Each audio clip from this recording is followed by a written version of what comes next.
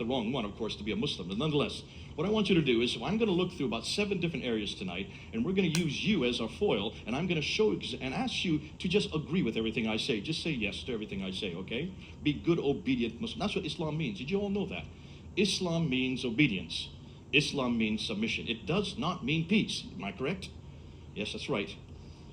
Boy, they're easy. This is going to be fun. Anybody who has studied Arabic knows that the word salam means peace. That is a first form verb, but Islam is a fourth form verb. There are 10 formal verbs, they're verbal nouns in Arabic, and the fourth formal noun always begins with an alif, which Islam does. You cannot impose peace, which is for a first form verb, onto a fourth form verbal noun like Islam. Am I correct? Just say yes. Good man. They're good so far. Now here's the problem. If Islam means means obedience, then where is this notion that Islam is a religion of peace that you're hearing everywhere? Why is it no one's confronted this? Why is it none of our politicians have confronted this notion? Islam is not a religion of peace. And if I were to ask you right now, can you show me any verse in this book right here, your Quran? Can you show me any verse that says you're to have peace with me? Yes. Show me one. Yes. Just show me one. That's a pretty normal answer. Yes, until I hold them accountable to it. There is none. For 33 years, I've been asking these questions of Muslims, and there is not one verse that says you're to have peace with me. There's not one verse that says you're to love your enemy. Ooh, I like that one. Whereas you can find that all the way through this book in the New Testament. Isn't that exactly what Jesus says?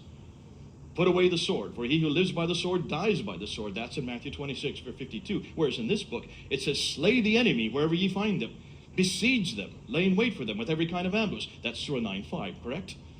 And as far as we Christians are concerned, just take a look in verse 29, a few verses later, because in this book, Surah 9, ayah 29 says, make war on the people of the book, the Ahl Kitab, that's me, that's Jews, correct? And what else does it say about Christians here? Have nothing to do with Christians, Surah 5, ayah 51. For he who is a friend of them is one of them. Is that not in your Quran as well? So where are these verses of peace that you always talk about? And we need to hold Muslims responsible for the claims they make. And the way to hold them responsible is to go right back to this book. This is their authority. Am I correct? Look at me, Jack. Look here. He's trying to avoid me already. This is your authority. Say yes. Muhammad is your model. Say yes.